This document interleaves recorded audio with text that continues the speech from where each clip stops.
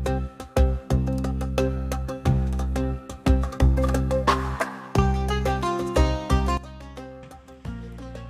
teman-teman, di video kali ini saya akan menjelaskan secara singkat mengenai kerajaan-kerajaan yang pernah berdiri dalam sejarah Afrika. Seperti ada yang namanya kerajaan dagang, kerajaan hutan, kerajaan daerah tropis bagian Afrika Barat. Yang pertama, kerajaan dagang.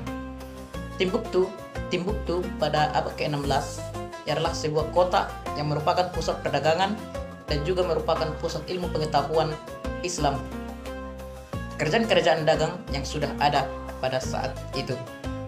Nah, sumber-sumber seperti Leo Africanus dan Mahmud Al-Kati menggambarkan kota yang teratur dengan istana, pasarnya ramai, toko-toko kerajinan, serta jaringan intelektual yang memproduksi dan memperdagangkan buku.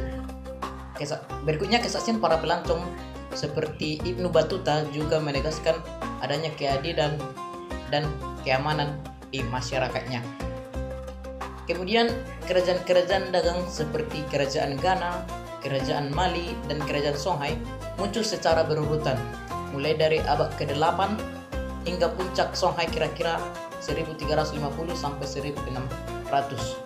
Nah, kerajaan ini disebut kerajaan dagang karena kekayaan dan kekuasaan mereka sangat bergantung pada perdagangan, terutama perdagangan jarak jauh yang melintasi gurun Sahara. Kerajaan Mali mencapai puncak kejayaannya pada Mansa Musa.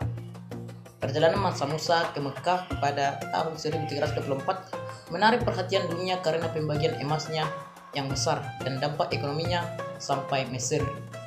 Perdagangan lintas Sahara menghubungkan kawasan emas di selatan dengan tambang garam yang ada di utara melalui Khalifah Unta yang memerlukan persiapan matang dan navigasi bintang dan perlindungan.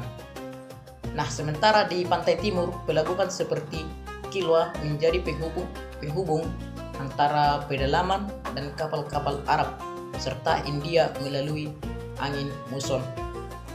Kilwa mengumpulkan kekayaan, mencetak uang, dan memungut pajak, memperkuat posisi pantai timur dalam jaringan perdagangan internasional. Kontak awal dengan pedagang Eropa sejak abad ke-14 serta laporan-laporan tentang Afrika menambah minat Eropa terhadap rute dan sumber daya yang ada di kawasan ini. Nah, yang berikutnya adalah kerajaan hutan.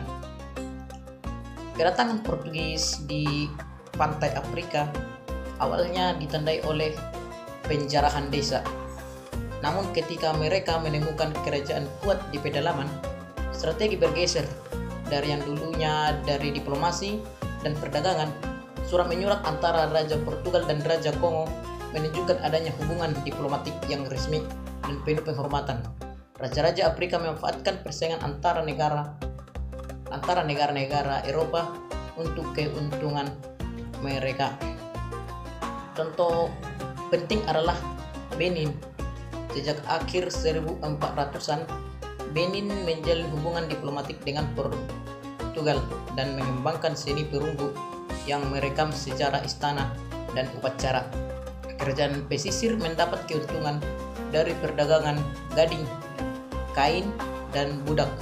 Namun perdagangan Eropa juga memperbesar skala perdagangan budak yang menghubungkan tujuan dan intensitas perbudakan serta memicu kekerasan dan migrasi.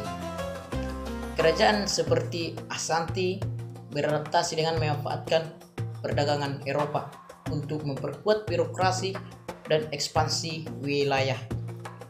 Negara-negara di delta Niger beralih dari komoditas baru seperti minyak kelapa sawit, namun banyak yang akhirnya ditaklukkan oleh kekuatan kolonial Inggris atau kolonial Prancis pada akhir abad ke-19. Nah, yang ketiga adalah kerajaan daerah tropis Afrika bagian barat.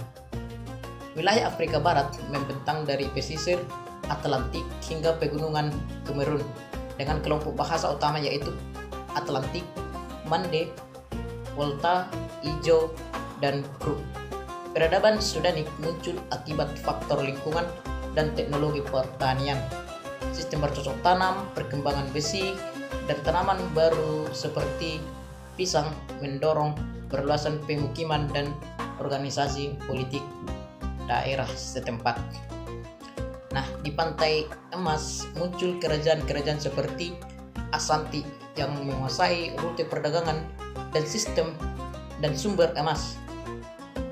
Dahomey dikenal karena keterlibatannya dalam perdagangan budak dan keberadaan pasukan perempuan yang terkenal. Wilayah Nigeria, budaya Yoruba dan Edo atau Benin menonjol melalui seni, administrasi, dan struktur kerajaan mereka yang kemudian menghadapi tekanan kolonial pada akhir abad ke-19.